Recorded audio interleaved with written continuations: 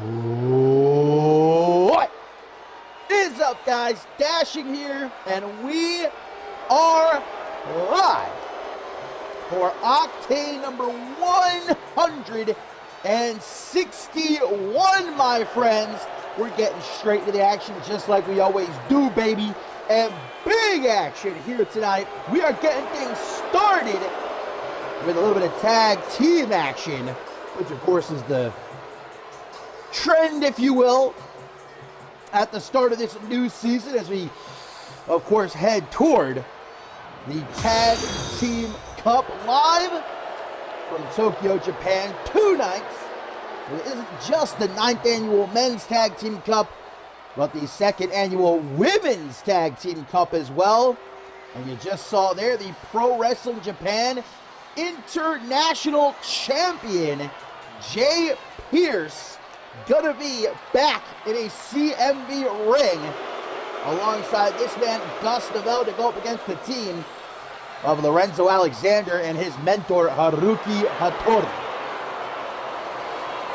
It's been a good few years since last Paragon Jay Pierce graced a CMV ring. Of course, last episode of Octane, though, he was a guest of CMV, coming from Japan, representing Pro Wrestling Japan, but ended up getting into a little bit of a kerfuffle with Lorenzo Alexander at ringside during a match between Gus Novell and Alexander. Alexander ended up kind of giving him the old sidestep. Novell, meeting of the minds with Jay Pierce. And of course, Alexander ended up winning that matchup. The Hound, hoping to even things up alongside the international champion right here tonight.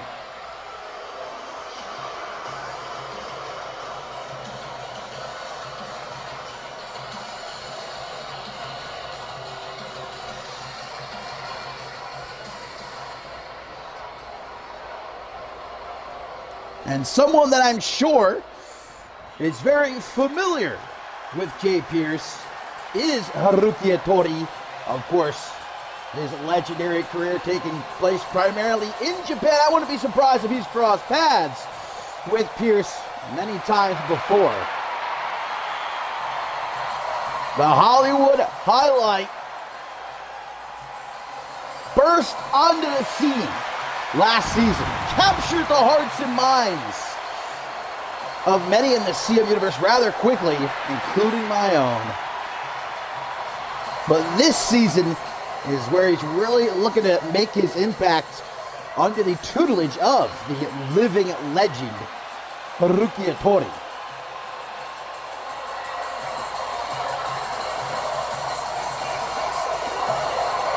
Some might remember at first Alexander was a little bit skeptical about accepting the assistance of Haruki Hattori, but eventually he realized that, you shouldn't look a gift horse in the mouth. When someone as experienced as Haruki sees something in you, that should mean something, and it's been a good few months now that these two have been working together. This matchup gets underway. Jay Pierce gonna instantly catch some heavy shots from Hattori.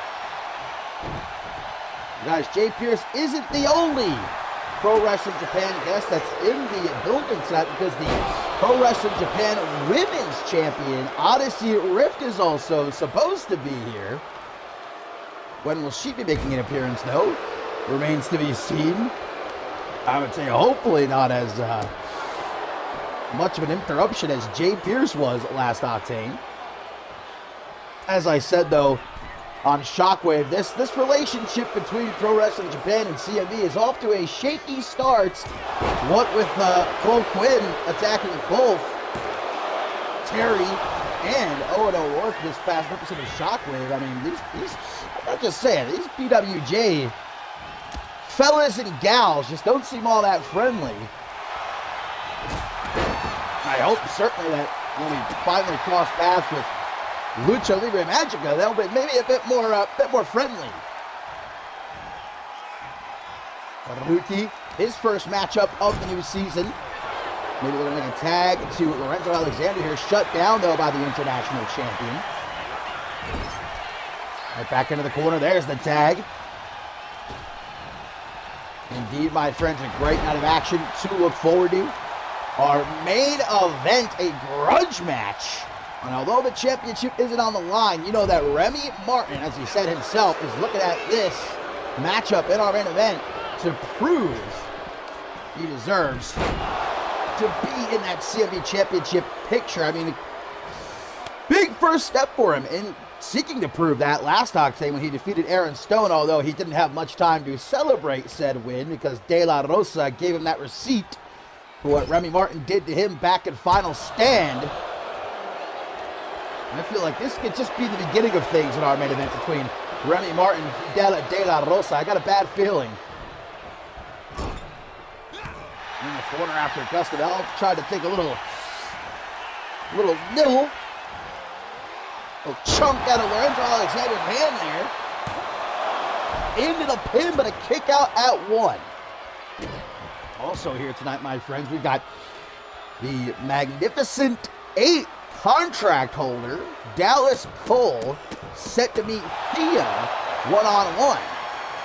Friends, but that friendship was certainly tested last Octane after Dallas Cole meddled in the match between Women's World Champion Isabella Almas and Thea, and I don't know if things are going to get any better when they go one-on-one a bit later on tonight. Obviously, Dallas Cole wanted to remind everyone with that contract she can cash in anytime, anywhere she wants. He wanted to primarily remind the Women's World Champion herself, Isabella Almas, but Thea wants that Women's World Championship, so friendship might have to go out the window. We'll find out later on tonight. Big forearm to the back here by Alexander. These two had a great match last Octane. A humdinger, I might even go so far as to say, despite the shenanigans at ringside between Jay Pierce and Lorenzo Alexander. Dan got him with the Jade Divine-esque spider suplex and a beautiful, nay, gorgeous elbow from off the top, which Jay Pierce got a little bit worried that might end the match, came in to make the save. And the tag made to Haruki Hattori. They're indeed back in Tokyo, Japan in just a couple of weeks, guys. The Tag Team Cup, 2 nights.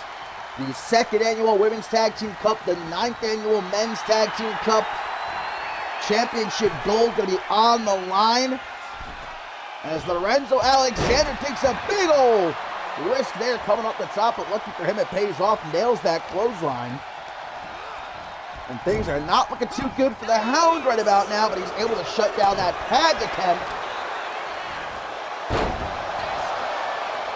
We're looking at the potential future of Octane this season in Gus Bell and Lorenzo Alexander. But Gus going to try to make that tag. Can he make it? Yes, he can. In comes the international champion, Jay Pierce. Whoa, they both try to take a shot at each other, but neither connects. A little too tenacious.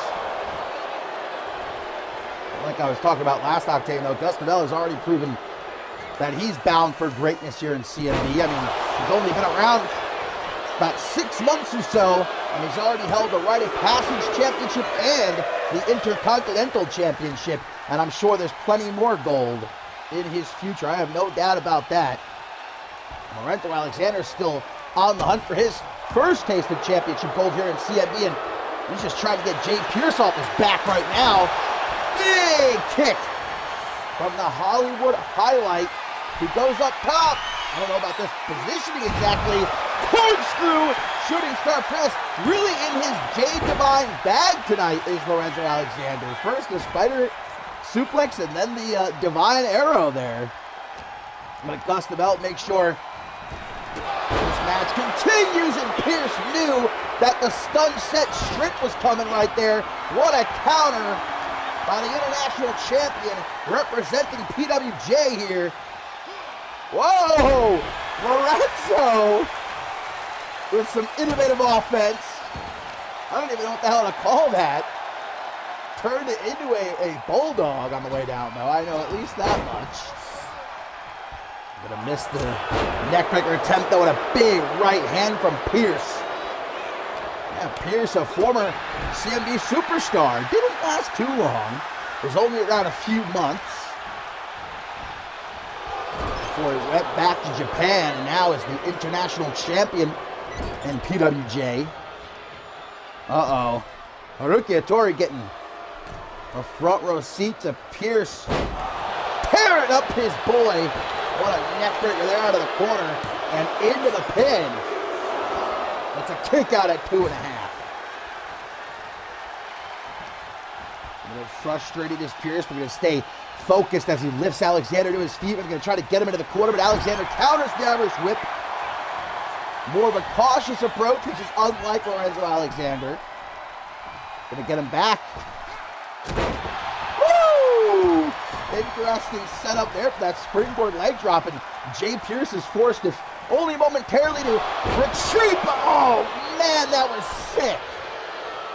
And Alexander, out of instinct, is going to try to make that tag after having his neck snapped.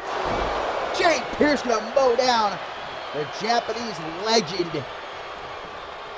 Thinking about making a tag to Dustin Bell maybe, but oh, wait a minute. Lorenzo Alexander going to come to the aid of his mentor. Stun set strip to the international champion. Okay, Jay Pierce, I don't know how they do it in Japan, brother. Just shook that off. But Haruki able to take advantage, and an SDF. An SDF has been locked in. The international champion really tap out though. No. Good escape, but Pierce is hurt right now. There ain't no doubt about that. He needs a tag, and I think he knows that too. Got to tag in Dustin Bell. That stun set shifted a number, however. Float over DDT by Hattori. Gonna make that tag to Lorenzo Alexander. Jay Pierce's jaw gotta be feeling some type of way. And slingshot senton, unfortunately, did not have it properly lined up. That's why they call it risky. Take to the air like that. Another DDT. Man, Jay Pierce just cannot catch a break right now, but into the pin, guys, and that's going to be enough to do it. Lorenzo Alexander picks up the win for himself and Haruki Hattori here tonight.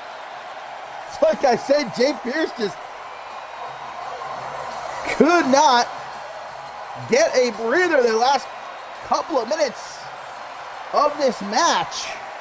It was right here that Alexander caught him with the stun set strip,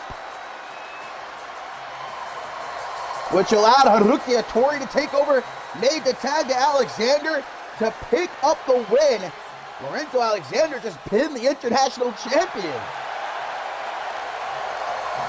What a couple of weeks for the Hollywood highlight.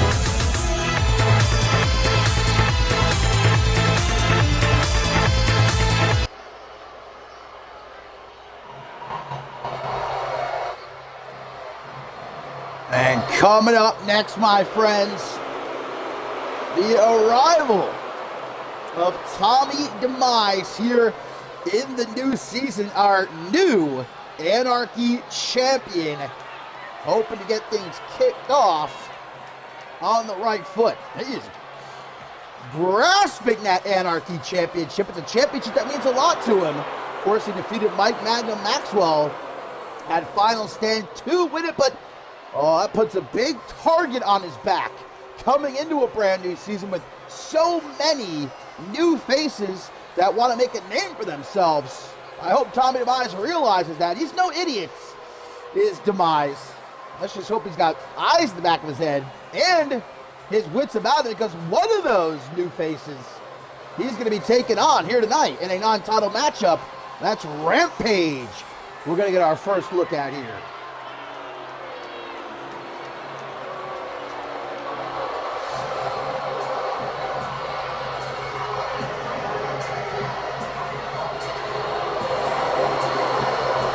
I don't know if there's another soul in all of CMV that could really encapsulate what it means to be Anarchy champion than Tommy Demise. I think that championship many, many years ago was made for Tommy Demise to one day hold it.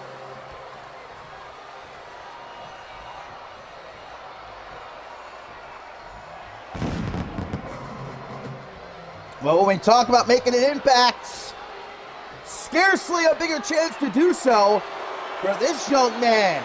We'll be taking our very first look at tonight, Rampage in his CMV debut. You're taking on a champion. There ain't no better way to send a message, not just to them other boys in the locker room, but to myself, the general manager here at Octane, that you've got salt. You have what it takes to be a big name here this season on Octane. I think this kid might have it. That's why I signed him. Well, we're about to find out right now.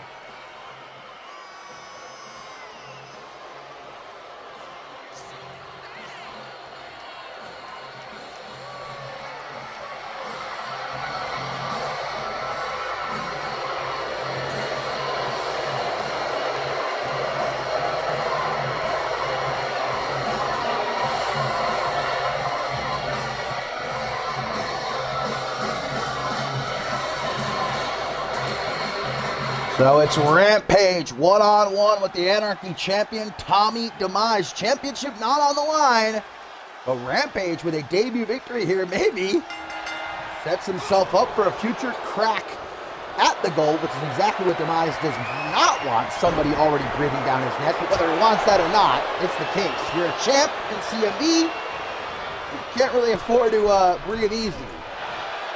Got to be on high alert at all times, and Rampage are considering a significant size advantage here over Tommy Demise.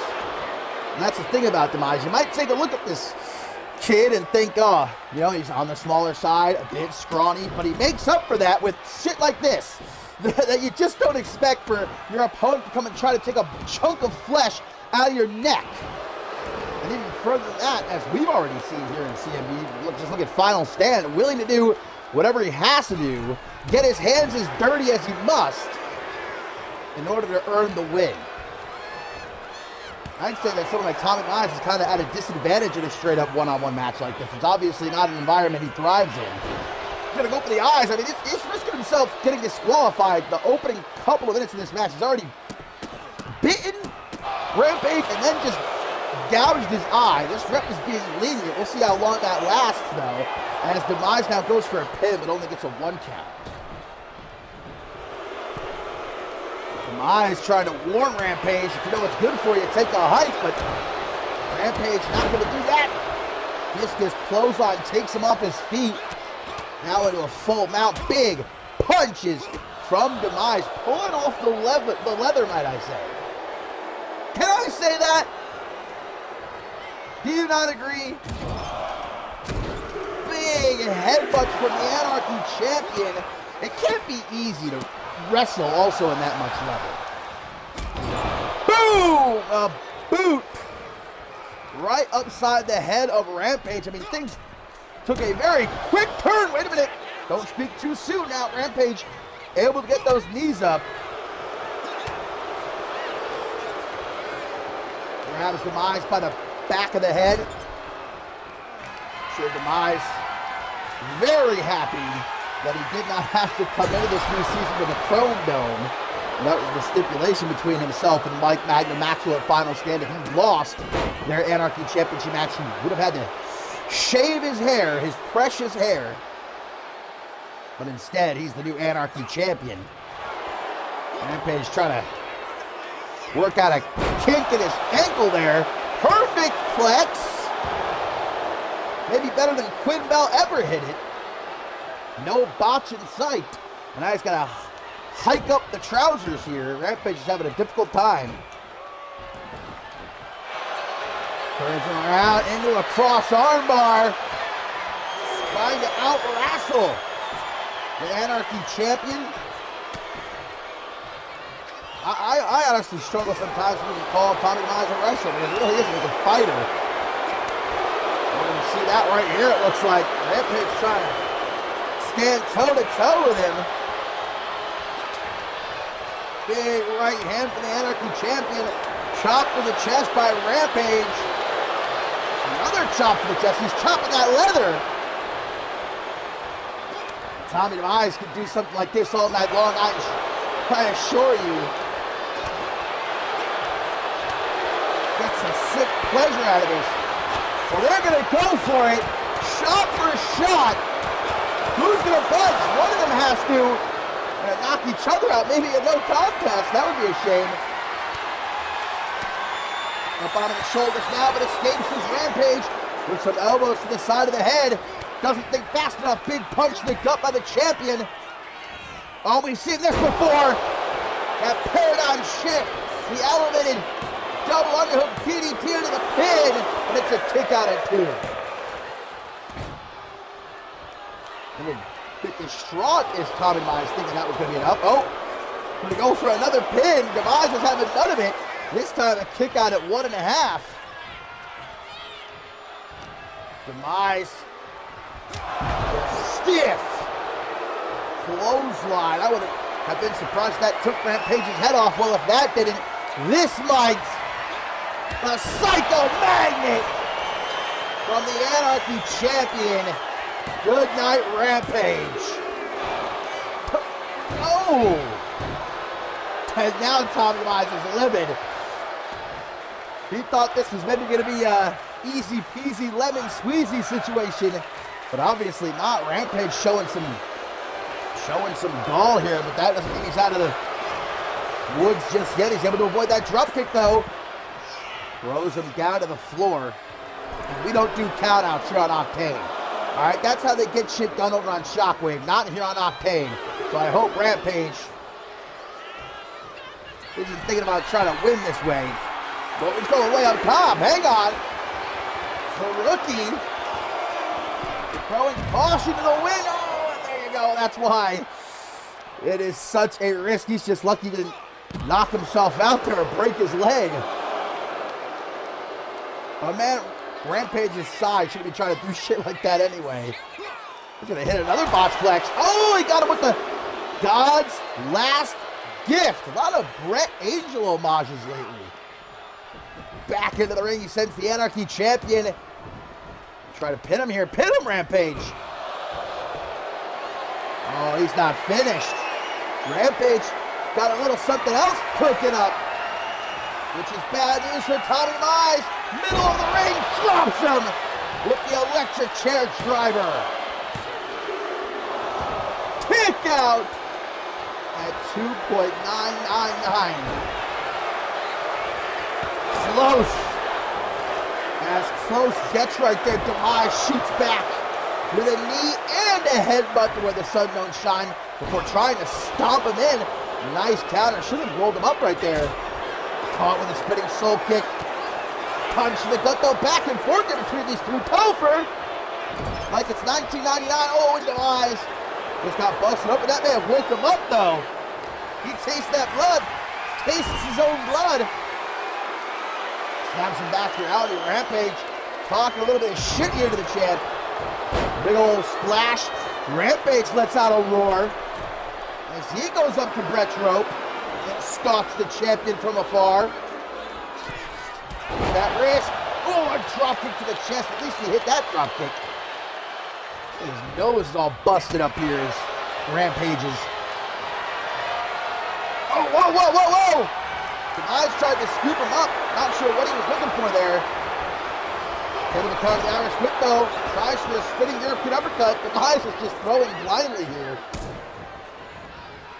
God damn. What a super kick into a straight jacket German.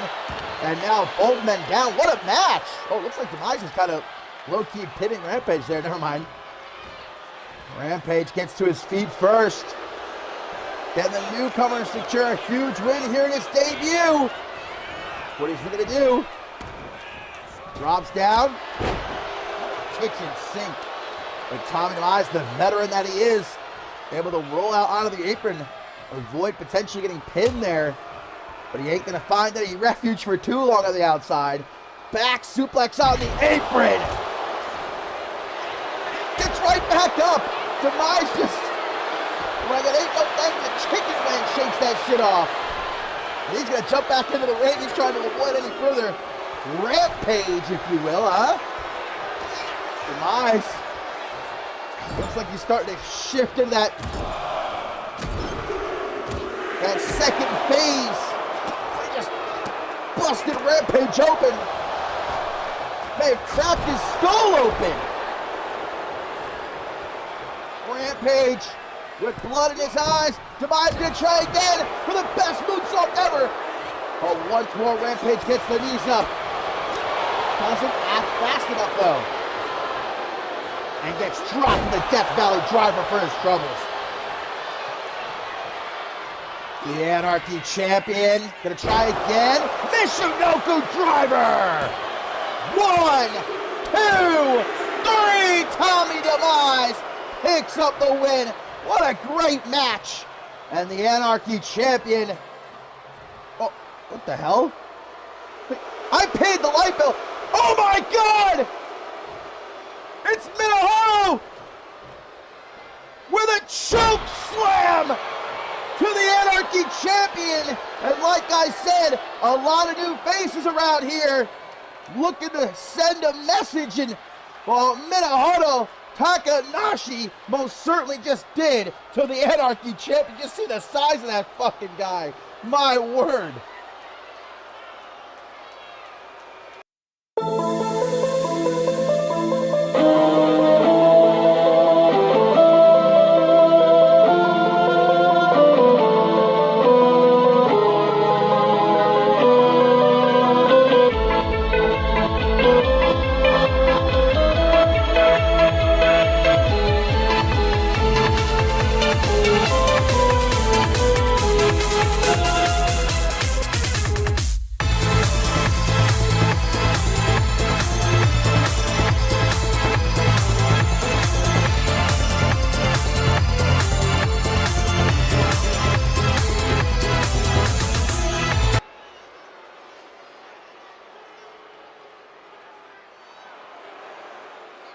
Well, we just saw Minoharu Takanashi, guys, definitely make an impact in his, well, first appearance here on Octane. I hope Tommy is going to be okay, but the action continues, guys, as, what is wrong with Morgan? He's coming out here looking like a man possessed.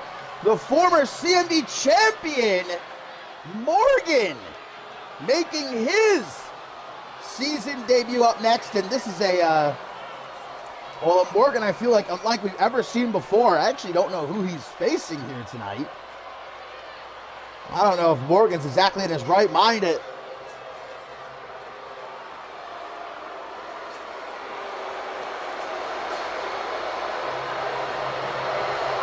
ain't no way!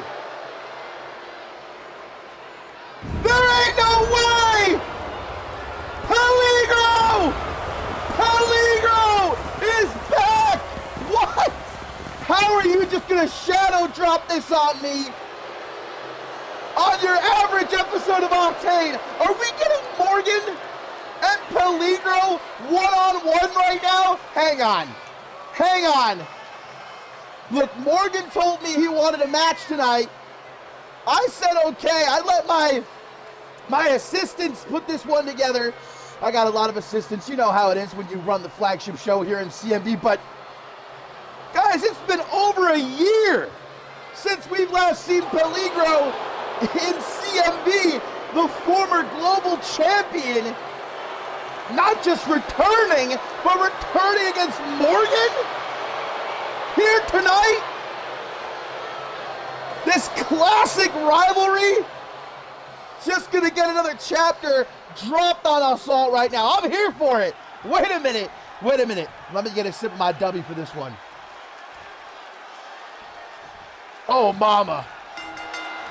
Referee rings the bell, and Peligro just comes out with an immediate super kick to the Ogre. I mean, guys, for anybody new to CMV, or who may have even joined us last season, this is one of the most classic rivalries in CMV's entire history. Every time these two have gotten into a ring with one another, it's been pure magic, instant classics again and again and again. And Peligro, the last time we saw him, he was taken out by Telco Val and her arsenal.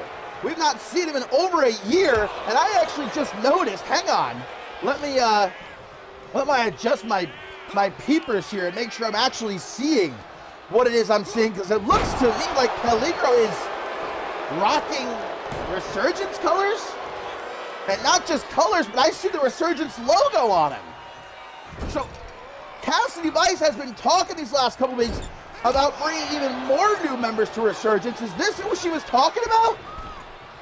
Did Cassidy Vice recruit Peligro to Resurgence? And Morgan has got to be more shocked than us all, than me even, and that's saying something considering just how shocked I am right now that we're seeing this. Pinch me, because I must be dreaming. Last time we saw Morgan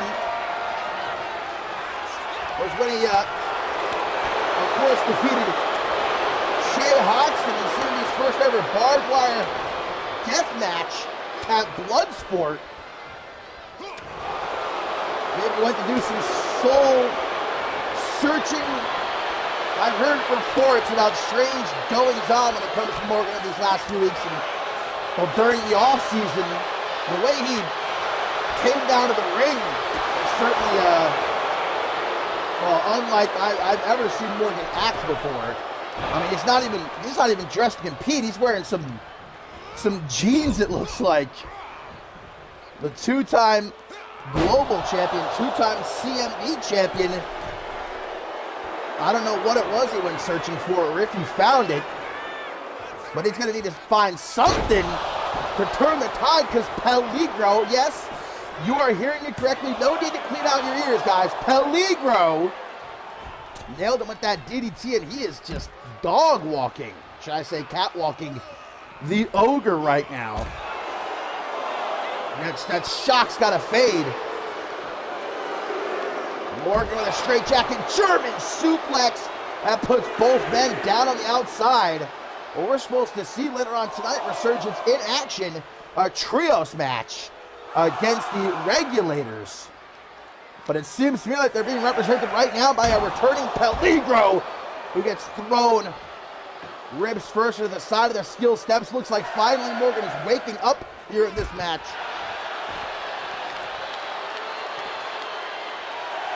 Slowly pulled to his feet, continuing to throw Peligro all around the ring. Look, it's been a while. Morgan, what a nice guy. He's giving Peligro the tour, reminding him of what the ringside area looks like.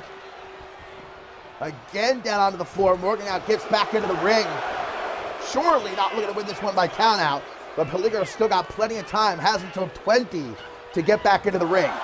Oh, Morgan's going to reset the count anyway. As now it's Peligro's turn to throw around Morgan. He hops back into the ring. I mean, you know they say cats have 9 lives, but I'd be lying if I said that I wondered oftentimes we would ever see Peligro back in the CMV ring. After what Telco Val did to him, I was uncertain. Oh, baby! Yes! It's time! Super kick! No, Morgan! Count as the incoming Sweet Moon music. The Randy Morton homage. Oh no! Kitty Claws! Kitty Claws gouging the eyes of the ogre. He's bleeding. Bleeding from his eyes. Peligro might have just actually ripped his eye out. Gonna have to borrow an eye patch from Sanders Slink. Springboard Swanton Bomb. Morgan is on the retreat, picks himself up in the corner. Able to catch that kick. And, oh no, what is happening? Morgan, I think he ran out of energy halfway across the ring. I didn't want to say anything, but Morgan doesn't look to be in very great shape. I'm not even talking about just physically, but maybe even more importantly, mentally. Don't tell him I said any of that, though. He's trying to focus himself up here mid-match, dragging Peligro closer toward the middle of the ring, going for a belly-to-belly, but punches here to the face to knock Morgan back. Peligro gets himself a little bit of breathing room, and it's just enough. He goes for a powerbomb. Peligro. Oh! Wait a minute! A clash! Rolls him over into the pin, but it's a kick out at 1. Punch to the gut. He tries for an Irish whip. It's just the fact that these two know each other so well. It doesn't matter that it's been over a year since the last time that they met in that CMV ring in any capacity. When you fought someone as much as these two have fought each other, 10 years could go by and you would still know one another about as well as two men can. Poison Rana! Back into the corner, maybe Peligro thinking about trying for sweet moon music again, but Morgan retreats into the corner. Nope, gets an elbow up, great counter. The Ogre cocking his fist like a shotgun. Looking to take Peligro's head off. Sweet moon music, not once but twice. Thrice. Uno, dos, no place, Topher. And a royal flush. But Morgan's got nothing left. Able to throw his arm over Peligro's chest for the pin. Kick out at 2. Time wasted there, potentially costing Morgan the win, but he ain't gonna stop. Going up to the top rope. Thought he might be considering a monstrous moonsault, but instead a Cam Harris special from the Ogre. And you see Peligro must again roll himself to, well, relative safety on the outside of the ring. Nowhere is truly safe, though, when you're up against the Ogre Morgan. Oh, drop kick. And a stomp to the chest. I still cannot believe we are seeing Morgan versus Peligro here on Octane tonight. You could have given me 1 million guesses as to who Morgan's opponent might have been, and I don't think Peligro would have been one of them. Back up to a count of 6. They have until Twig to get back into the ring. Backstabber from the fatal feline. Just gets mowed down by Morgan. But he tries to grab by the mask there. Sweep of the leg by Peligro. Throws Morgan now back into the ring. Before going up to the top rope. Late into this match, Peligro to take a huge risk. Swanton bomb, and Morgan got the knees up. Morgan gets his knees up. And another royal flush from the Ogre. This time, right into the pin. 1, 2.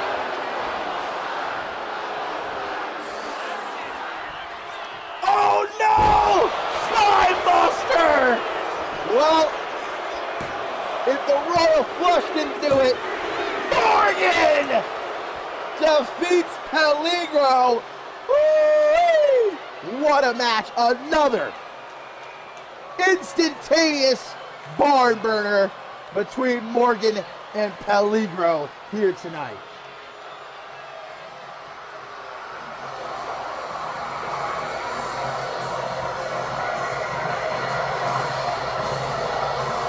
I'll tell you what, for being out of action for over a year, Peligro has not missed a single step. He took the Ogre the distance and back again. What a match. I cannot believe Peligro is back. And evidently joining up with Cassidy Vice, but for Morgan, guys, whatever he might be going through outside of the ring, in the ring, he's still the same old Ogre. As dangerous as ever.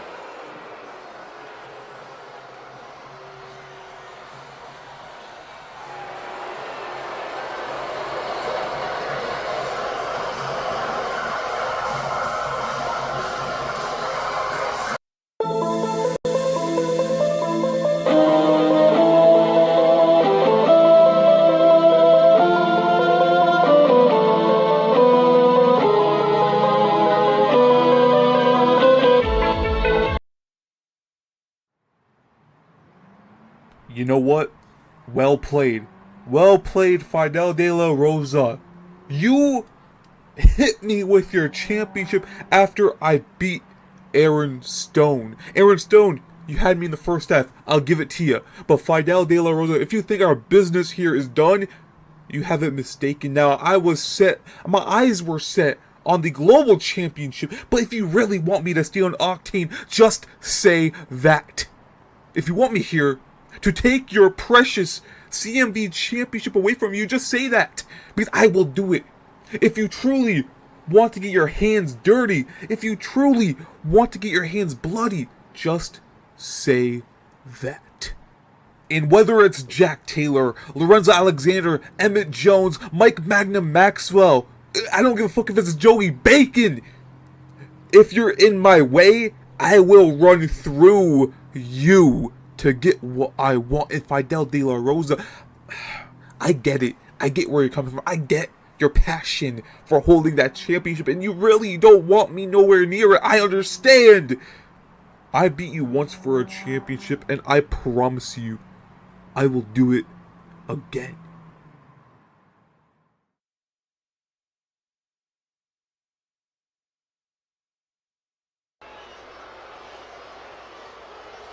Some big shots fired there by Remy Martin as he indeed prepares to meet Fidel de la Rosa in our main event tonight. He'll have his opportunity at getting his get back, if you will. And coming up next, we got some more tag team action and the return. Well, a return and a debut all wrapped up in one. Because the Northern Lights are back. Sven Hammer on the left, Bjorn Frost on the right. Former World Tag Team Champions. They've been away from CMV almost as long as Peligro. Well over a year since last we saw the Northern Lights in a CMV ring. But they are back and they haven't wasted any time declaring their intentions, wanting to compete in the Tag Team Cup. But so does every single other team here in CMV is the problem. And there's only, well, there was 8 spots to fill. Now I think only 3. I think we've got 5 teams confirmed at this moment for the Men's Tag Team Cup. I believe 3 for the Women's Tag Team Cup. So if the Northern Lights want their spot in Tokyo, Japan, they'll have to prove they deserve it. And looking to do just that here tonight as they take on the debuting Road Wives. Now, UIW fans might remember Road Wives. They were correct me if I'm wrong, I believe they were the last ever UIW World Tag Team Champions. Mark Ryan Murphy and Calvin Madison. Hashtag Road Wives debut here in CMV. Others might know Calvin, especially the man right there, having himself a little bit of a jig on the way down to the ring, because he is the significant other of the one and only Brina Story, who had a rough night on Shockwave a couple of nights ago, that's for sure, going up against the Zero-G champion Madison Quinn.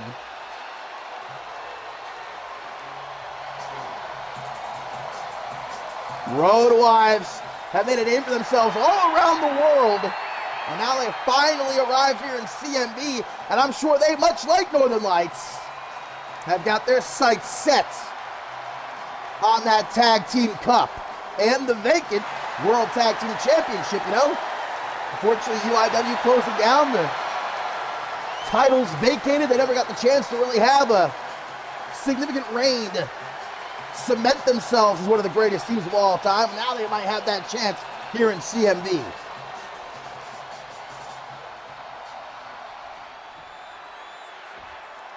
Bjorn Frost kicking things off against Calvin here. A returning team looking to send a message, a debuting team wanting to make their mark Bjorn Frost immediately with the Northern Lights into a pin attempt. Emerald Flosion, rather. Northern Lights is their name. He should use a Northern Lights suplex. If we don't see a Northern Lights suplex from Bjorn Frost here, I will be severely disappointed. Oh, Bjorn Frost. Oh, gonna make a tag to Sven Hammer. As Bjorn Frost had a little bit of a run as a singles competitor for a while after Northern Lights broke up. For a couple of months he stuck around before also leaving, but as he said himself earlier this week, him and Sven Hammer patching things up, and now they're determined to take over the tag team scene here in CMV again by becoming World Tag Team Champions once more. I just don't get it though. When any other team here in CMV or even outside of CMV, wherever, when they take a look at the 9th Annual Men's Tag Team Cup and they see Carlos Corvo and Joey Bacon are already in it, how do you not just forfeit right then and there? Because that's obviously the team that's going all the way, baby. I got money on them. They better. Bjorn Frost back in. Mark Ryan Murphy, the Irish head grenade. So we got a, I believe from, I want to say Sweden. I could be wrong, but I'm 80% sure Bjorn Frost comes from Sweden. So a Swede and an Irishman going up against each other right now, but it looks like Murphy's going to make the tag to Calvin. Bjorn Frost doesn't seem to care. He comes off that second rope anyway with a double axe handle, quickly shoved back though, as Calvin, already a very lucky man to have Brina Story by his side. Oh, he tries to get funky with that knee drop and pays for it. What a clothesline by Frost right there. Now sent into the corner. Trying to make the tag, but Calvin makes sure it does not happen. Sends him into the corner of Road Wives now for a tag to Mark Ryan Murphy. And if you don't know their names yet, you most certainly will at the end of this matchup. Look at that teamwork, baby. So smooth, so crisp. Mark Ryan Murphy tracking down Frost here at ringside. Right man's chop goes behind for a German. No, stop there. Frost though eats an elbow right upside his head. And for a power bomb here on the floor. Oh, on the barricade, actually. Jeez, how about 10 times worse? Up to a count of 6. They have until 20. Frost gonna get his lick back, sending Murphy ribs first right into the side of the steel steps there. With Sven Hammer keeping watch from the apron. Now that's a big boy. Count of 11, Mark Ryan Murphy saves himself. Will Bjorn Frost be able to get back up in time? Gonna keep himself busy. Is Murphy going to take some shots here at Sven Hammer? Not going to play that game though. 16, Frost is back up. Close to a count out, but again, that's, oh! Mark Ryan Murphy just, I want to say accidentally took out the ref. I'm not entirely sure if it was an accident or not, but one way or the other, referee is now down for the time being, which means this tag technically did not happen, but I digress. In comes Sven Hammer. Look to send Murphy into the corner, but a counter. Irish whip, nope, reversed. Hang on! Backstabber to Big Belly Hammer. Oh. Sven Hammer gotta get the hell out of this corner. Ref is back up. As we see an air raid siren from Mark Ryan Murphy into the pin. For Road Wives to pick up the debut victory with a kick out at 2.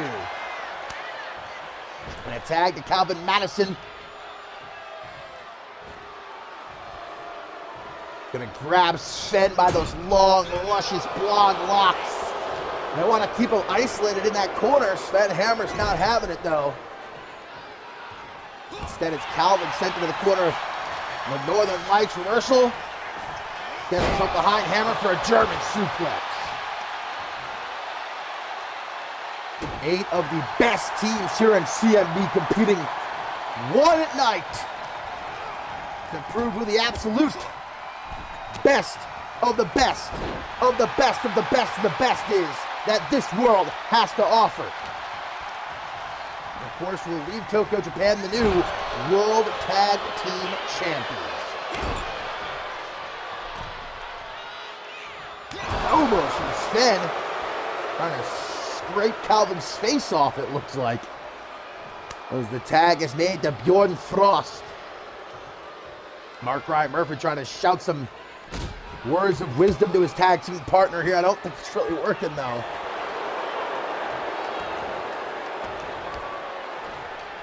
Northern Lights have taken over, and that is bad news for hashtag Roadwives here. Got that chop, hang on. Don't let me speak too soon now. Calvin gonna make that tag to Mark Ryan Murphy.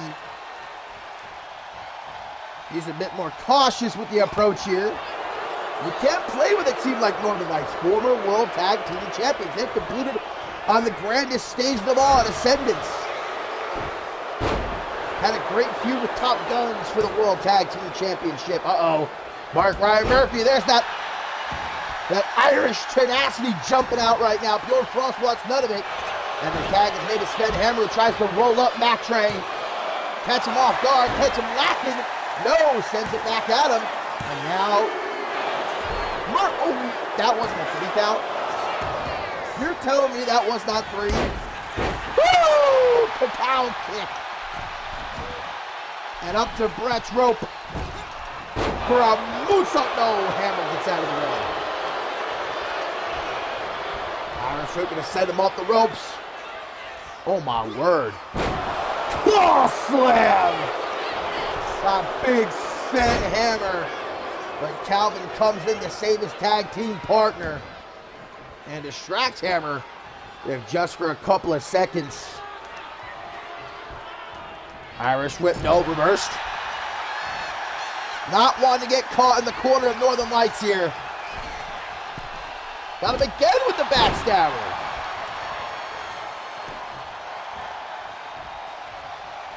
Mark Ryan Murphy gonna send Sven exact. Oh, wait a minute.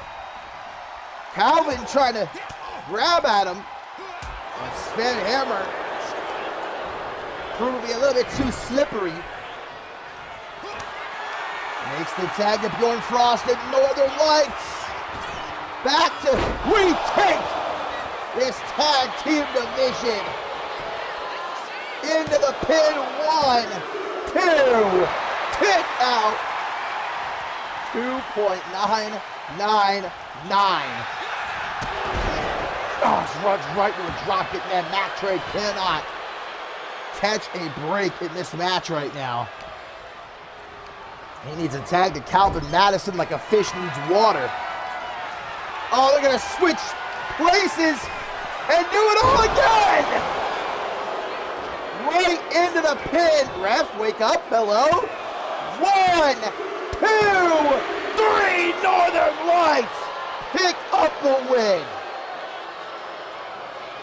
And that's why they are former World Tag Team Champions. That's why they just might be the next World Tag Team Champions.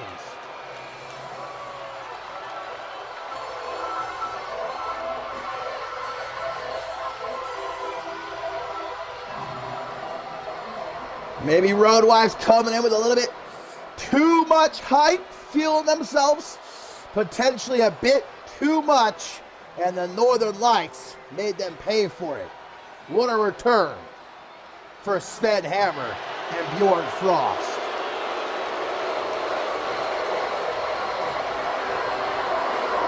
No Northern Lights suplex though, so -5 stars.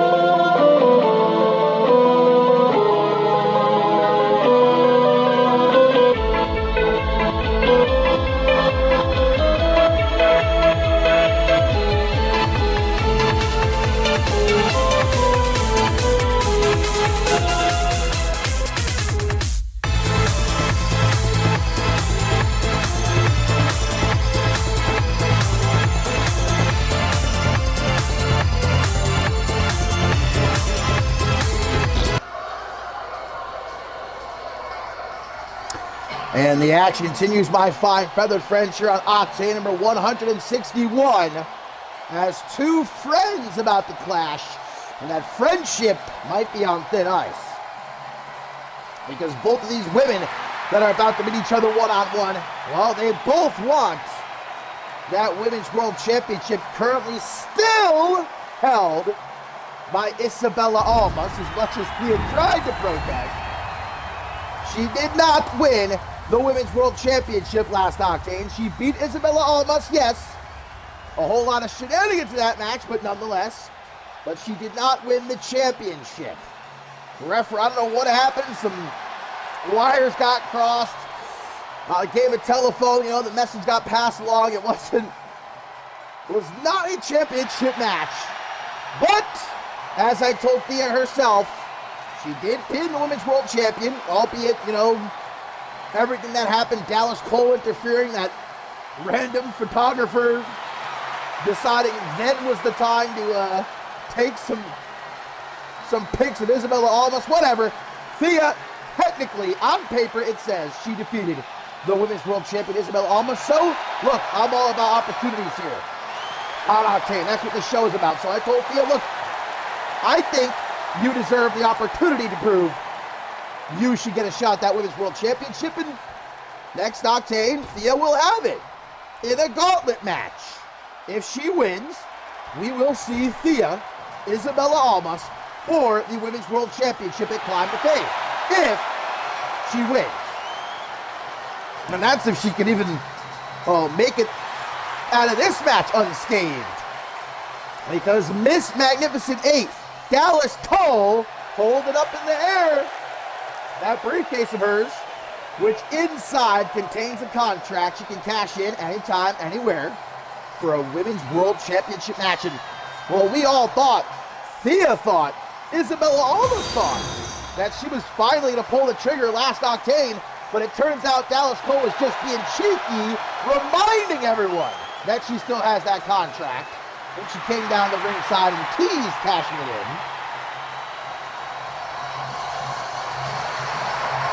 But if Thea wants to be the one to take that Women's World Championship, Isabella Almas, she has to take Dallas Cole out of the equation for the time being. And she can do that potentially by knocking her off here tonight, one-on-one.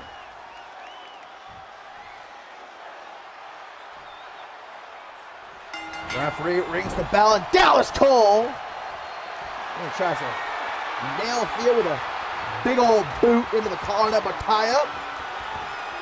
Thea first arrived here in CMV a year ago. Dallas Cole was kind of playing the role of her tutor, helping to train her, show her our ways here in CMV, you might say. They teamed together a good amount of times, but then they kind of, naturally drifted away from each other, and Thea went on to have maybe one of the better seasons out of anyone last season, winning the television championship and going on to have a pretty great reign, which ended in final stand. Well, Dallas Cole, of course, went on to win the Magnificent 8 contract. Pinfall attempt there. Cole trying to end it early. Well, I'll say it's a show of respect to one another that Dallas Cole doesn't have the Twisted Sisters out here. Thea does not have any Regulator members out here. They're going straight up one-on-one. Although Regulators are in action up next against Resurgence, a trios match.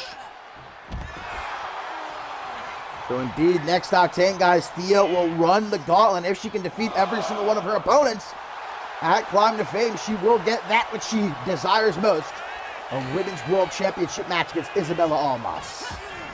But who is she going to go up against in the gauntlet? Well, that's for her to find out next Octane. Right now, she's got to focus on Dallas Cole.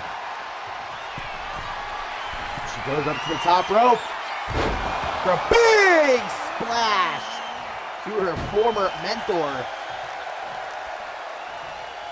begging for Cole to get to her feet. Grab her with the back of the head, up against the ropes. Ooh, but an elbow by Cole. Drop her right middle of the ring with that Michinoku driver and a springboard coffin drop. Now, we've talked pretty extensively over the last couple of months about the curse the magnificent contract that Dallas Cole is hoping to be the one to break. What a DDT from off the top rope right there. And I guess that's not enough. Head trauma for the fiery French woman. Follows it up with a pile driver, which we didn't even get to see because the referee was in the camera shot. Brilliant. But as I was saying, the curse of the magnificent contract is one well documented. You know, cash-ins failing, holders of the contract being fired from CMV or losing the contract to someone else. Can Dallas Cole finally be the one to set things right and cash in successfully when the time comes? Oh, what a big diving shoulder tackle there by Thea. Stomp to the shoulder. Getting Dallas Cole on her stomach, moving in for the ankle.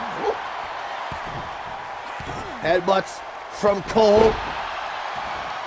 Taking Thea off her feet, and that's where you want to keep her. Can't give someone like Thea the room to operate. A lot of her maneuvers, they require space to set up, you know, primarily that fireball of hers. So if you can close the distance, if you can take her off her feet, oh, that eliminates a lot of her hardest hitting offense. Another diving DDT, that time from the second rope. Dallas Cole is really targeting the head and neck of Thea in this match. Oh, from behind, electric chair. And the former television champion hooks the leg. Will that be enough? No, not even a 1 count. And Thea is shocked about that. Oh, there's the fireball attempted.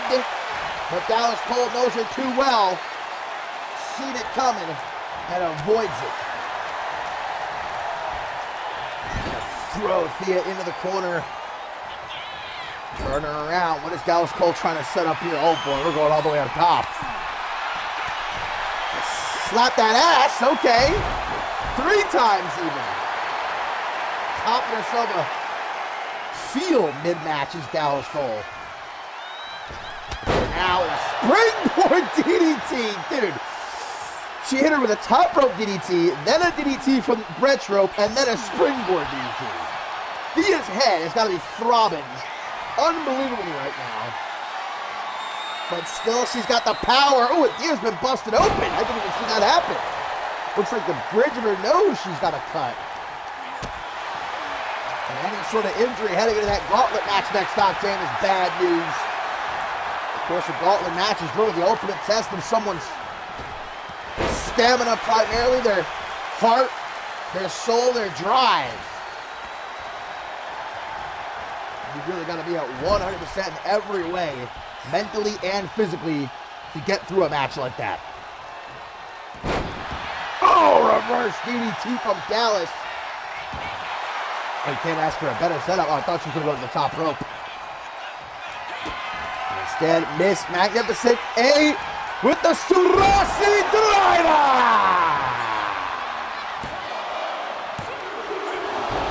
Kick out at 2.999. Dallas Cole not fretting, stays calm, back up to the second rope, not another DDT. Thea's, oh no, well, it might have been even worse. Double knees to the face, but Thea fights through the pain. Clothesline, and another. Gonna catch Dallas's kick attempt, sweep her off her feet. A little woo from the fiery French woman. That fire burning right now. Dallas brought to her feet. Thea gonna do what she's gotta do to make it to climb to fame. Match booked! But is it enough? Thea not wanting to risk a rope break, but it's also wasting a lot of time here. 1, 2, but it's a kick out. Yeah, too much time wasted. Thea, though, no time to complain. Oh, there you go. Kick upside the head. And a springboard coffin drop. Oh, Dallas Cole is the one seeing red right now. Knee to the side of the head. Don't forget Thea's bleeding too. Oh, Dallas up to the top. Dallas from way up top with a drop kick. Straight out the textbook. It couldn't get any better. And while Thea's dazed and confused, Dallas going to drag her over to the ropes. Go! Good night! Kicked out by Thea. I thought I saw Thea's soul leave her body there. Another springboard coffin drop. Damn, that was almost the entire way across the ring, I think. Back in the corner, Thea's got to wake up. Oh! No? Face first goes Thea into the middle turnbuckle. Dallas to the corner, looking for the bird kick. And will that finally keep her? Wow, what a rope break. Thank God the ref was right there to see it. Holy shit, man. Thea with the ring awareness. Oh, but it might have just bought her a precious few seconds. Oh, no. Dallas Cole, middle of the ring with the modified STF. Modified STF locked in. Will Thea tap? Will Thea tap out? I don't think Thea has ever tapped. But she might be in jeopardy here. No! Thea escapes. Both women have slowed way down. What about? Woo! Fire starter out of nowhere! What a kick out! You gotta be kidding me! Thea's trying to readjust here, focus in. Stalking Dallas Cole. Rabbit is Thea right now, I would even say. Powerbomb! Middle of the ring. And not stopping there is Thea. Look at the power. Deadlift. Military press. Unreal.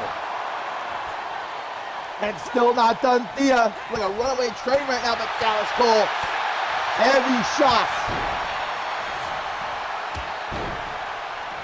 Damn, man. The trifecta. Wait a minute. Oh, boot to the throat. And so fast as Dallas Cole gets right up to that second rope, to drop an elbow across the chest of her friend. Thea will not stay down. Slap across the face! And another match book! Both women are down. What a fucking match! But Thea gets to the pin. Rope break!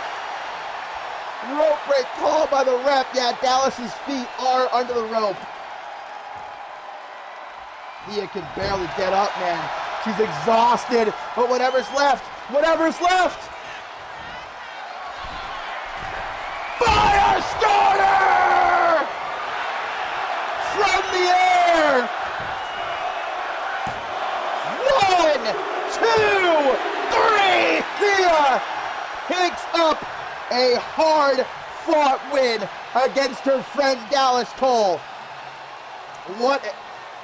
Isabella Almas, the Women's World Champion, right in front of Thea, is attacking Dallas Cole, but Thea is not going to let that happen. The fiery French woman sends the champ packing. It looks like this friendship, at least for now, still stands. What a save by Thea.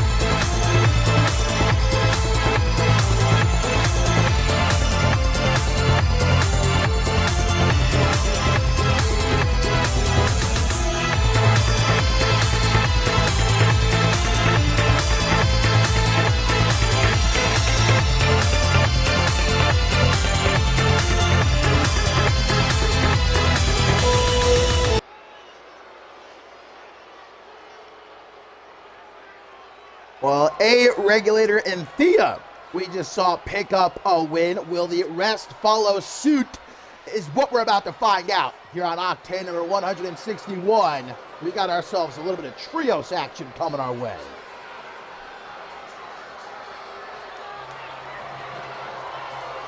And as if Resurgence weren't already a formidable force, we of course found out earlier tonight that Peligro, returning to CMV, is the most recent member of Cassidy Vice's Resurgence.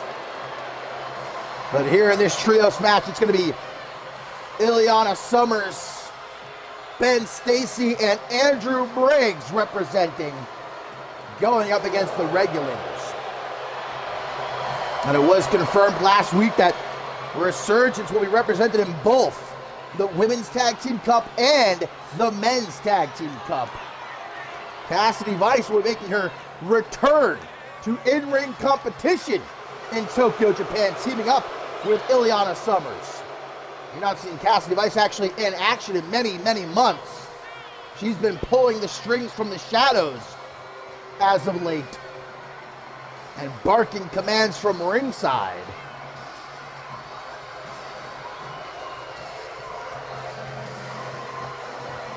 Wasn't exactly the start to the new season they were looking for last Octane when Ileana Summers took a loss at the hands of Ashley Rain, but now hoping to bounce back and garner that momentum heading into the Tag Team Cup.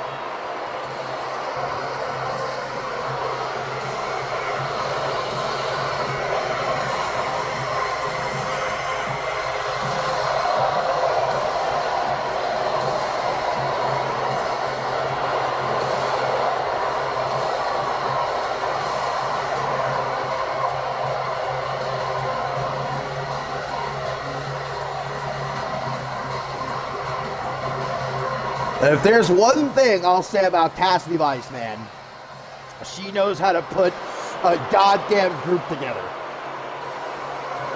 The hungry Ileana Summers and Ben Stacy, two former world champions, two future Hall of Famers, and Andrew Briggs and Peligro.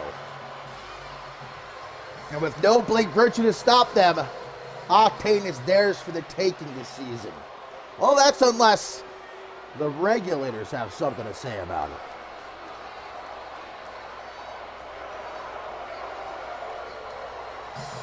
Who will be represented here in this trios match by Sophia E. Faith, Tobias Jones, and Aaron Stone.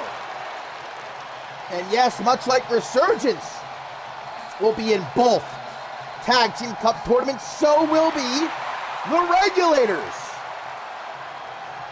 So this is both teams vying for, like I said before, that always important momentum heading into Tokyo, Japan.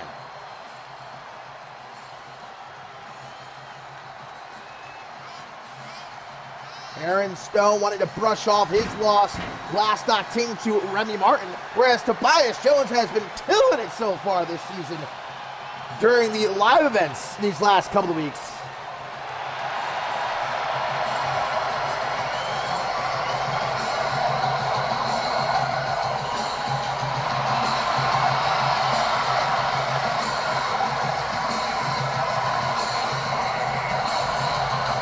So here we go, Resurgence Regulators. And this is not a mixed tag team match scenario where the women have to fight the women, the men have to fight the men. This is all hands on decks, as we can see, with Andrew Briggs get things started against Sophia E. Faith for only, I thought she was going to win the tag. I was going to say for a couple of seconds, I guess. Oh! Coming from out of the shot right there with a leg drop. The former television champion making her season in-ring debut. Taking it to the former CMV champion. Damn. Okay. Coming out of the corner with a split-legged moonsault. And Andrew Briggs, wait just a gosh darn second. What happens when you underestimate someone like Sophia E. Faith? That's been the fall of a many who have gotten into the ring with her. Not taking her as seriously as they should. Well, now the tag to Ileana Summers as Cassidy Vice doesn't look too happy with Resurgence so far in this one. Sophia with God's last gift. That small package driver breaks back up. He returns to the apron as Ileana counters an Irish whip, sends her into the corner of the Regulators. Let's go to come, guys. Our main event, Remy Martin and Fidel de la Rosa going to finally meet one-on-one in a non-title matchup, which isn't exactly what Remy Martin was looking for, but he'll take it, as we heard from him earlier tonight. He'll prove why he deserves that championship match when he beats the champ in the main event. Kick out at 1. Great shot of Stone's ass. Alex Blake happy as she watches from him. What do I got to do to slice me off a piece of that cake, though? Well, Tobias almost got knocked off the apron. Ileana catching Sophia E. Faith, but able to make a tag. Oh, boy! That's a whole lot of beef, which Ileana is digging into. Just distracted for a brief moment by Tobias. To Aaron all the time he needs to always drop off the canvas. What is happening to Sophia? A little bit of a meltdown before our very eyes. Stone from the middle rope. Tackling Ileana Summers. Come on now. Talk about a Beauty and the Beast situation. Tag to Tobias Jones now, the former Intercontinental Champion. Oh! Squashing Ileana's head. Picture someone throwing a watermelon as hard as they can on the concrete splat. Well, Tobias Jones, I'm sure, and Aaron Stone will be the male representatives for the Regulators in the Tag Team Cup. When it comes to the women, I would imagine it's going to be Sophia E. Faith and Amelia Jones, considering a little bit busy right now with all that she's got going on. Oh, cheap shot by Ben Stacy as Andrew Briggs is now tagged back in. And greetings to Rosberry Park. Come on, in front of Aaron Stone now. And a springboard moonsault. Okay, didn't get it somehow. Tobias Jones activating his force field. Off the ropes. You gotta think quick when you're in that ring with Tobias Jones, and Andrew Briggs just did not think quick enough. Ileana Summers back up on the apron as Tobias. And a boot to the chest, gonna keep Briggs back, but just for a second. Big Dante Tatum fan. As the former CMV champion blast Tobias with that knee and a tag to Ben Stacy. A fallen angel with his frosted tips. Cracking the leg of Tobias Jones. Double punch to the back of the head. Ileana Summers and Andrew Briggs working in tandem there. Hell yeah. And Tobias just finds himself trapped. Like a whimpering rat to the glue trap here. Tobias needs to get himself unstuck and make a tag to Aaron Stoner. Well, preferably. After what we saw Sophia E. Faith go through earlier in the match. I don't know if she's the best mental state currently. Tobias back in, almost takes out the referee, and mocking at Ben Stacy. And dropping a bit premature though. Tobias is just so fast though.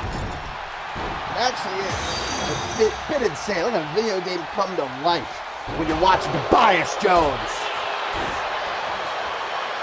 Kick upside the head. I think Sophia got caught up in the crossfire there. That's just knocked off the apron. Oh, Ben Stacy kicks her in the face. Tobias not gonna let that happen. Oh, but a springboard cross body from the fallen angel. He now goes for the pin. But a kick out at 2. Resurgence have completely and totally taken over in this matchup. Oh, double tag. In comes Ileana Summers. In comes Sophia E. Faith. Both teams heading into the Tag Team Cup,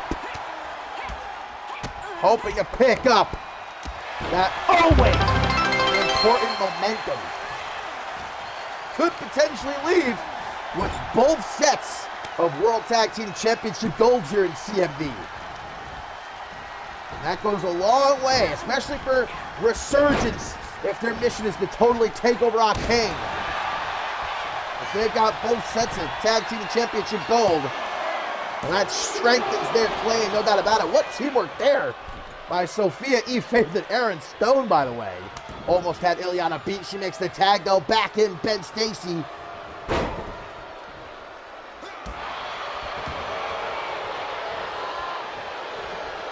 Cassidy Vice, as always, watching from ringside. We're going to go for the pin. A dirty pin. Ref does not see it, but Aaron Stone, too mighty. He's able to kick out, barely though. He's got to get himself out of this corner. Can he make the tag? Yes, he can to Tobias Jones. Ben Stacy's ready for him. Meteora, the former Intercontinental Champion. And Vintage Stacy with the half Nelson suplex. Stacy doesn't seem at all worried about Tobias Jones right now. Oh, what's Aaron Stone doing? Hey, ref. Stacy paying him no mind. Going for the Kraken's clutch. But Tobias Jones did his homework. Thinking the same thing there. Similar lines. Bangarang! The former Mystery Mask with a little bit of the spin, spin, spin, win, win, win mentality left over. Sophia E. Faith tagged in, but Ben Stacy immediately sends her to the corner. Oh boy, up on top he's putting her. Stacy, big slap across the face. Whew. Spanish fly from way up top. Yeah, this is awesome. Not for Sophia. Tag made to Andrew Briggs.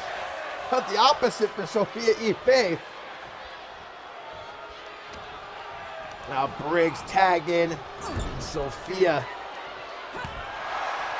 A bad part of town as Briggs tries to make a tag to Ileana Summers. Shining Wizard Vintage Andrew Briggs.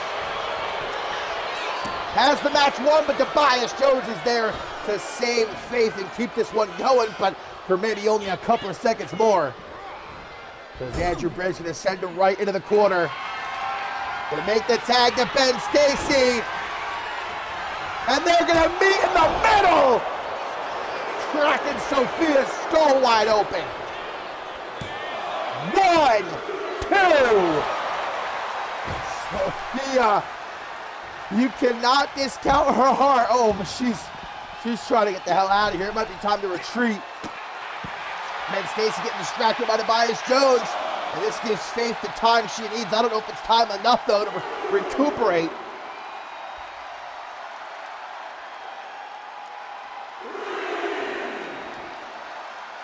Tobias Jones watching Ben Stacy from up on the apron as Sophia E. Faith stares up at the lights. When Stacy gets back into the ring, Ileana Summers maybe thinking about getting involved here. Stacy just going after both Tobias Jones and Aaron Stone. Sophia's back in. Oh, it takes Stacy down. Wait a damn second. Trying to snap his arm in half, but Ben Stacy escapes the submission. Maybe Sophia should have just stayed down. Poison Rana. Sick. Oh no, Ben Stacy. Don't tell me he's going to try to put her in the Kraken's clutch. Middle of the ring. Kraken's clutch. Kraken's clutch is locked in. Sophia's got nowhere to go. Middle of the ring.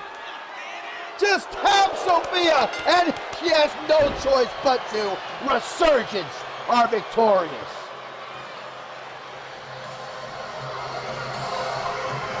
Look, this is no slight against Sophia E. Faith, but Resurgence picked off the weakest link. They grinded her down till there was nothing left, and that's why they are victorious here tonight.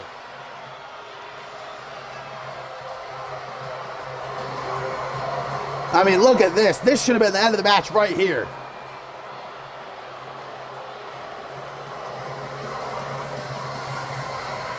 And man, did she hold on as long as she possibly could in that Kraken's clutch, but the longer you try to hold on, the more damage it's going to do. Sophia had to tap out to live to fight another day. Resurgence with, the first of many wins, I have a feeling, this season.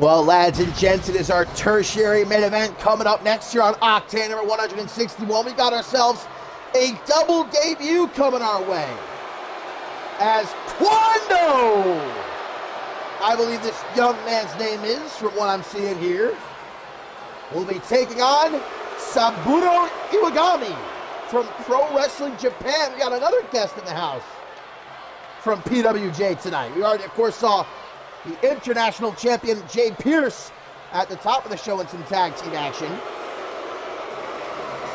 Still to come, we've got Mitzi one-on-one with Jackie Storm in our main events. A non-tunnel matchup as Remy Martin takes on Fidel de la Rosa. But I'm trying to look here, all my notes, of course. That's why I am three-time, soon-to-be four-time commentator of the year. I don't have much about this kid. Quando is his name, but as my saying goes, I often like to say, everything we need to know, we'll find out once that bell rings. Maybe he's from Lucha Libre Magica. What cross-promotion matchup we could have here.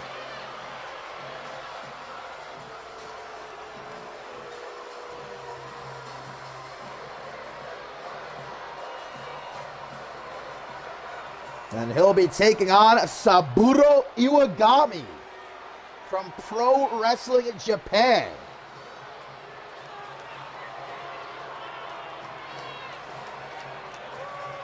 The relationship between CMV and PWJ isn't exactly off to the smoothest of starts, as we've seen over these last couple of weeks.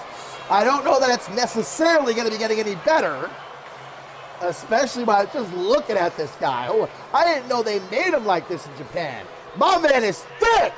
God damn! Saburo Iwagami in his CMV debut. And unlike Jay Pierce earlier tonight, hoping to do PWJ proud and hopefully pick up a win.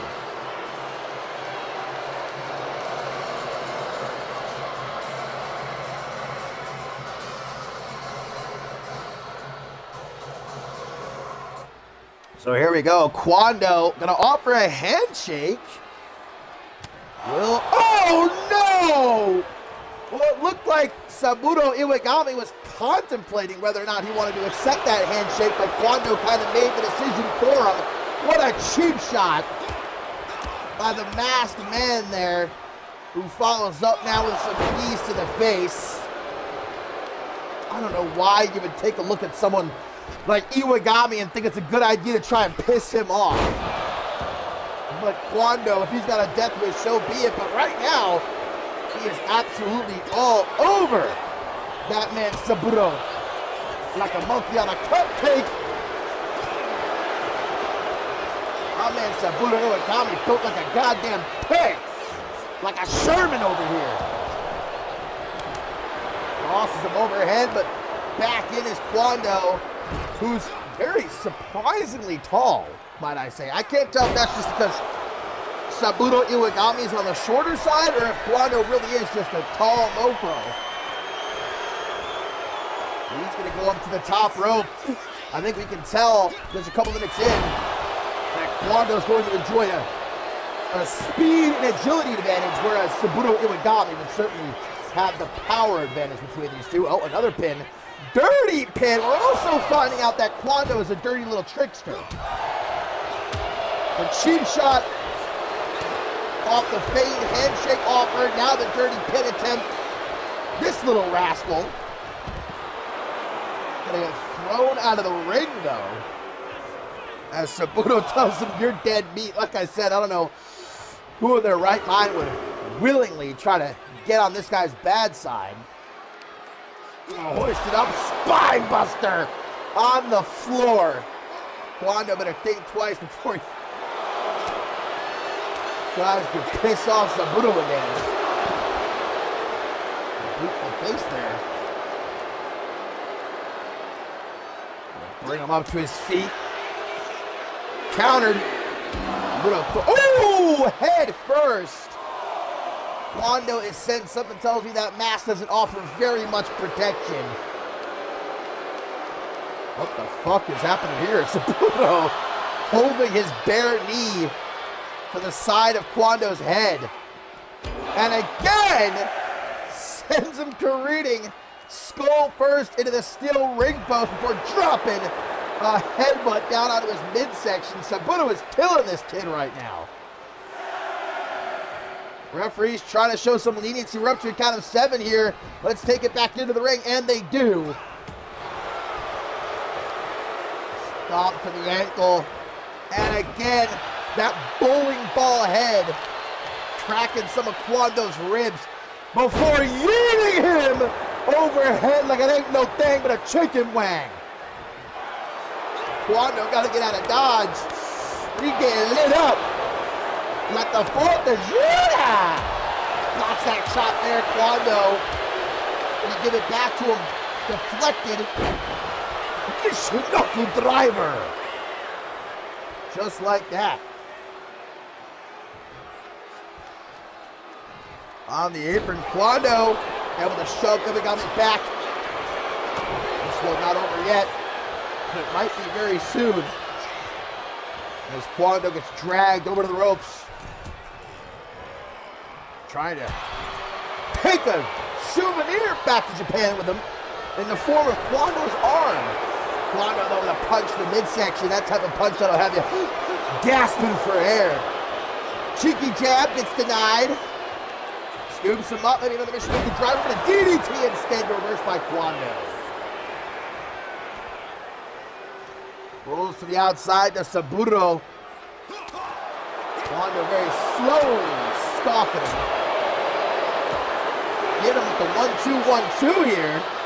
Saburo's got the arm again. Kwando says, "Get the fuck off me already." That wild kick doesn't do much for him. Oh, that forearm smash does, though. Jeez. Now where's Kwando going? Taking off the top turnbuckle cover is Kwando. That won't reset the count. He technically did not get back into the ring. Now we get back into the ring, though. Like I said, no countouts here on Octane. We ain't like those Shockwave cowards. Kwando with a 24th punch. He must be a big Quantum fan. Or I suppose he would also be a Thea fan, but I highly doubt it. There is no Thea fans. German suplex by Saburo as the referee fixes the top turnbuckle cover that Kwando exposed a couple minutes ago. Iwagami back to his feet. Grabbing Kwando by his mask, slamming his face down onto the canvas. And now Saburo Iwagami stalking him. Imagine seeing that late night dark alleyway. Kwando says, no thank you. Gonna try to roll him up, takes him down into the pin, middle of the ring. And a kick out. Kwando. Ooh, got him with the sugar right there. But a kick out, my man Saburo got a jaw of steel. That punch was crazy work though out of the corner. And I think Iwagami might be having to take some of his meals through a straw over the next couple of days. If he gets hit with that again. The power with that delayed vertical suplex. And now a pile driver. Everything about Saburo Iwagami screams old school. That pile driver is certainly no different. But a kick out at 2.5. All back to ringside as Kwando is in search of a breather, but unfortunately for him, I don't think Iwagami is going to give it to him. Again, yeeted overhead. Getting tossed about like a rag doll here, brother. We'll try to get him back in the ring, but Kwando with some sneaky little elbows to the midsection. Responds in kind with Saburo. They're just going back and forth now. This has been a little bit of a banger. Trying to get him with a Samoan spike? I don't think Kwando is Samoan. Although he might be. He's got a mask. How could we know for certain? Oh, Kwando just gouged his eye. Kwando with a thumb in the eye of Saburo. And now the masked man going to reset the count, though. Or did he technically? Is that technically considered leaving the ring? I don't know. No, the ref is up to 9. And guys, I don't think Saburo's getting back up. Kwando nearly thumbed his eye out. Kwando gets the win by count out. Hey, 1's better than 4, okay? Damn, what a great match. Oh, great.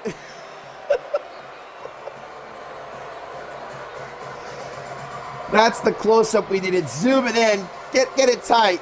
Get in there tight. Kwando's armpit. Well, it's a shame to see the match end this way, but Kwando thumbing Saburo Iwagami's eye blinded him, and he could not recuperate in time to get back into the ring. Kwando gets his debut win by countout.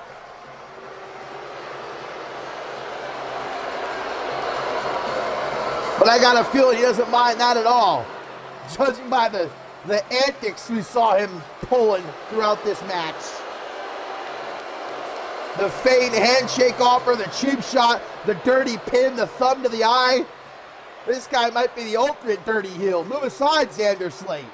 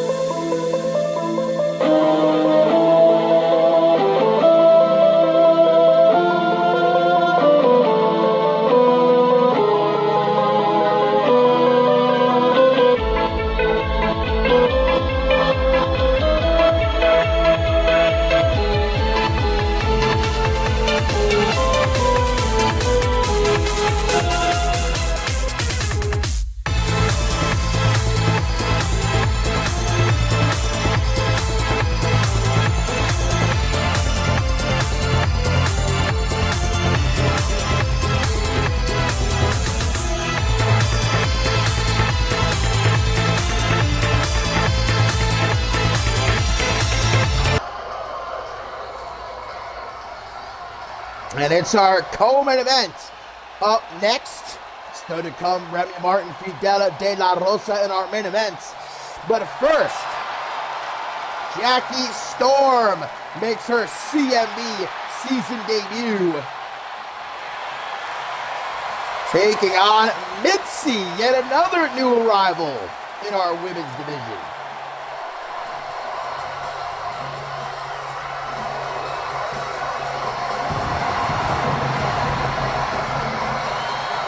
Jackie Storm, one of those ones that's very consistent, but in that consistency really failed to make much of a name for herself last season. I mean, it didn't help that she was forced to take a couple of breaks, missed a couple months here, a few months there.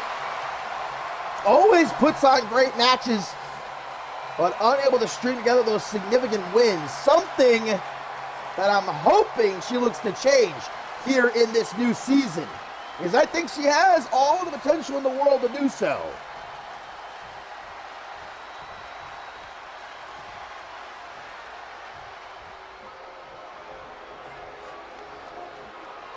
I just also am hoping that she's prepared for her opponent here tonight. I mean, prepared as much as somebody can when taking on the likes of a Mitzi, who we got to look at her recent CMV live events. Actually had a pretty great match with Amber Briggs.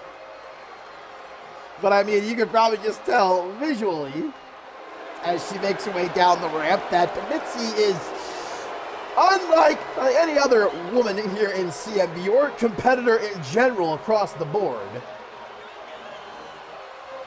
However, it's that unorthodox, not just appearance, but in-ring style as well, that'd be exactly to her benefits.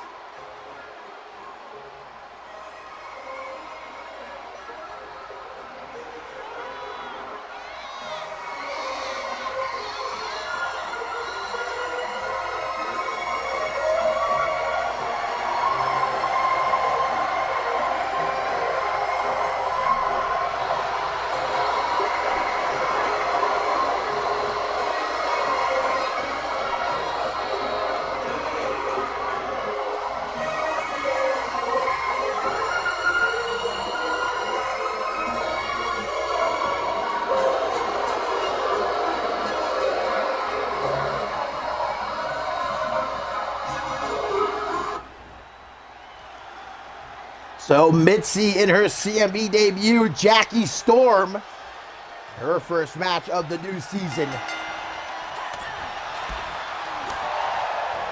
I think, like I said a couple minutes ago, that this potentially could be the season we see Jackie Storm take a step up on the Octane women's division. I mean, especially now that the women's divisions have been split, there's more of a chance to get yourself noticed, more opportunities to present themselves.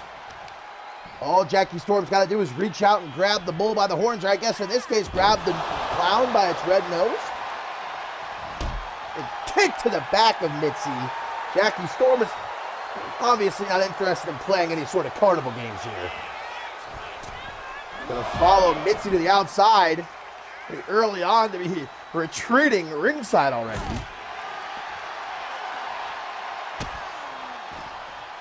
Up next, guys, our main event, Remy Martin and Fidel de la Rosa get the chance to at last put hands on one another. Championship not on the line, but Remy Martin looking at this as his chance to definitively prove he belongs amongst the upper echelon.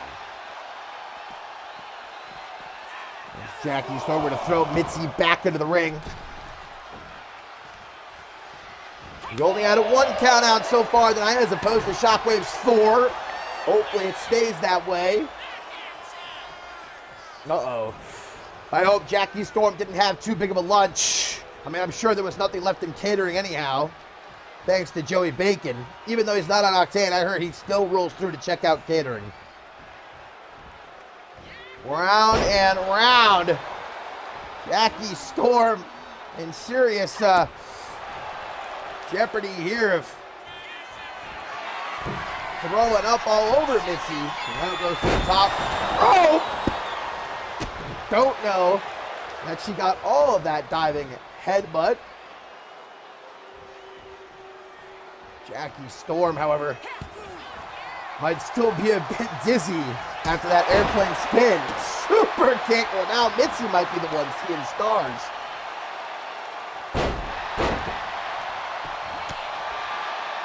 Big overhand punch. Cheeky jab, kick to the back of the knee, knife edge chop, forearm smash, golly. Woo! And a Hurricane Rana as the cherry on top. But Mitzi ain't ready for dessert. Storm gets him with the springboard moonsault attempt, but Mitzi got up them knees. Storm now to the top, feeling especially froggy in this matchup, Jackie Storm. Oh, but decides against coming off the top there. It'd be too much of a distance. Better to play it safe. You're risking injury or risking setting yourself up, your opponent to capitalize. La Maestra attempted by Mitzi, but a kick out before even won by Storm, who now gets sent. No pull back. Drop toe hold and smacks her face right off the canvas. Oh, and Mitzi removes the top turnbuckle cover. The referee saw her do it. That could have been a disqualification, but the ref's going to just go over there and fix it. Allow the match to continue. DDT from Jackie Storm. And a Storm indeed. Mitzi's been swept up in here. Storm. Gonna package her up nicely. Look at that pile driver. Mitzi, though. They're trying to pull a rabbit out of the hat here. It's not a clown thing. I guess that's more of a magician thing. But clowns can be magicians. Can a magician be a clown? Oh, tracking the knees of Jackie Storm. Mitzi with another falling headbutt attempt. Storm rolls out of the way. He's into Mitzi. Pops her with a right hook.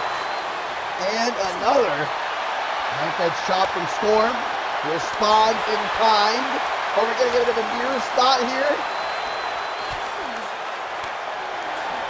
Slap across the face, trying to escalate things. Oh, psycho! Oh! I love it, though. Mitzi! That's terrifying. No, thank you. There's that falling headbutt she was looking for a couple of minutes ago. And a fist drop, too. Damn. Give me that old knuckle sandwich. That's what they're serving up in catering, huh? A fistful of fingers. After the score, busting open. That's not the turn there, by the look of it. Count of 4. Storm going to throw Mitzi back into the ring. Nobody can hit that slingshot senton.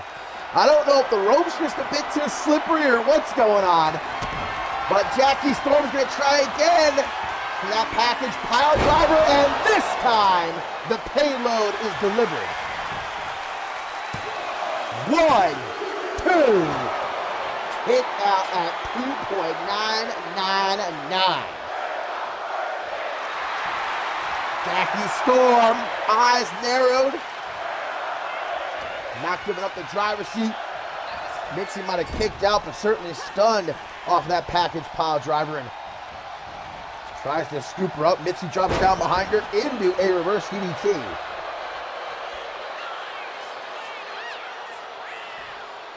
But Mitzi just cracks her neck. Not too concerned by the look of it. Coffin drop! Mitzi refusing to take her finger off the trigger. Gets her with the complete shot. The whoopsie-doodle right there. Into the pin, but Storm is able to kick out. These two taking their best shots at each other. Mitzi, if she wasn't already psychotic before.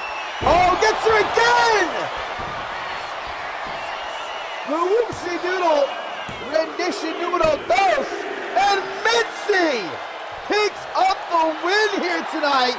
Oh, wait a minute. We heard that she was here.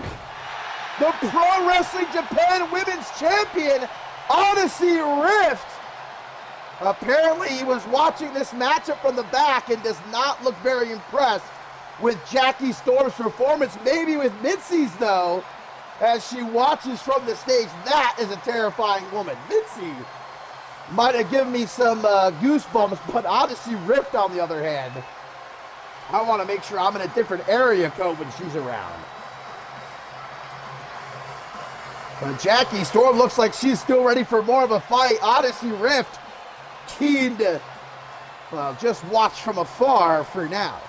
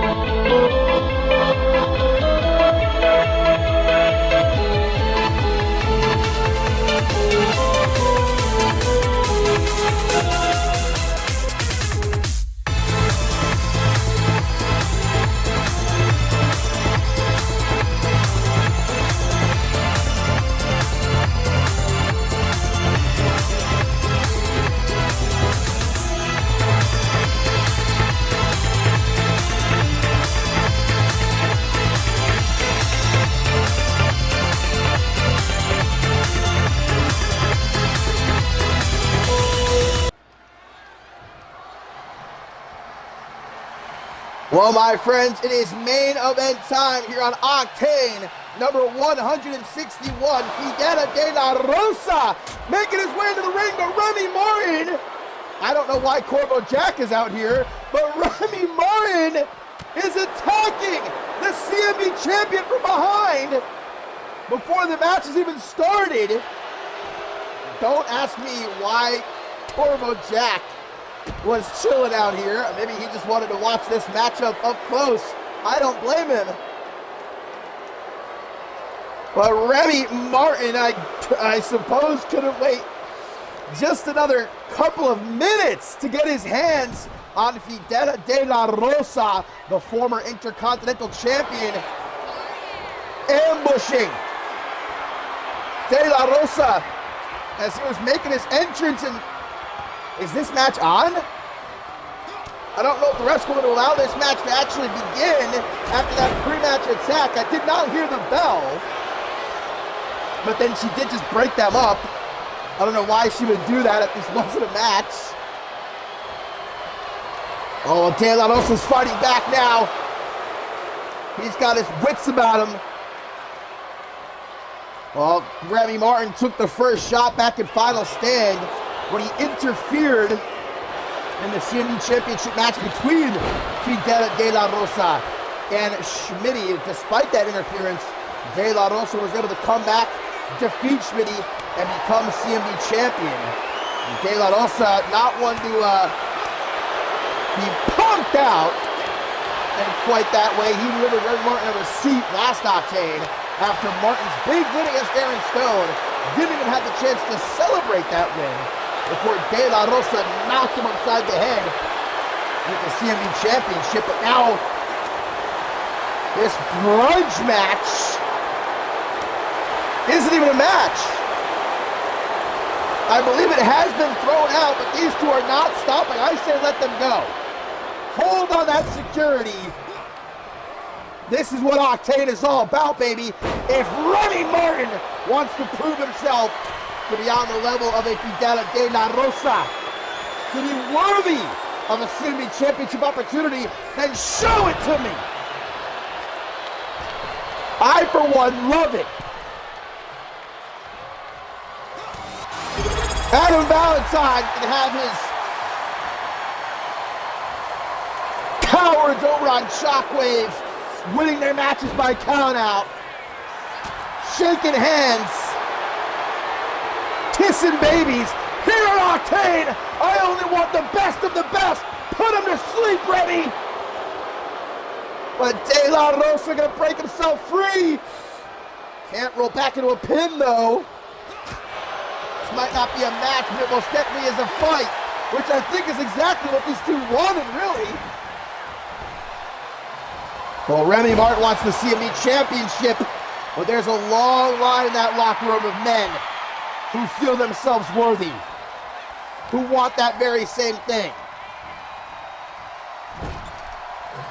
Corvo Jack had the right idea, getting the hell out of here. Maybe I should too.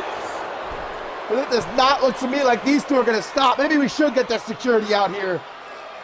Remy Martin's going to try to hang Fidel De La Rosa by the neck until dead. The champ has been busted open.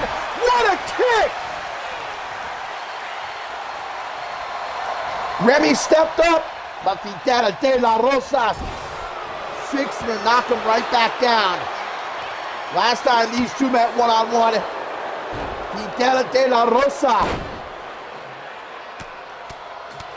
took the Intercontinental Championship from, no, Remy Martin beat De La Rosa to win the Intercontinental Championship. Got my history turned around there for a moment. Now it's the CMV Championship that Remy Martin wants to be taking from De La Rosa. Will lightning indeed strike twice? Well, it's not going to be here tonight. The championship not on the line. The ref has lost all control, and I think we should get security out here now before Remy kills De La Rosa. Brainbuster on the floor. Get medical on standby. Remy Martin still not done. Body splash. The champ is out. Remy Martin stands tall. And it might not be the CMV Championship, but Remy Martin, with his foot on the chest of the champion tonight, that's a prize in and all of itself. De La Rosa going to be lucky to get back up after this.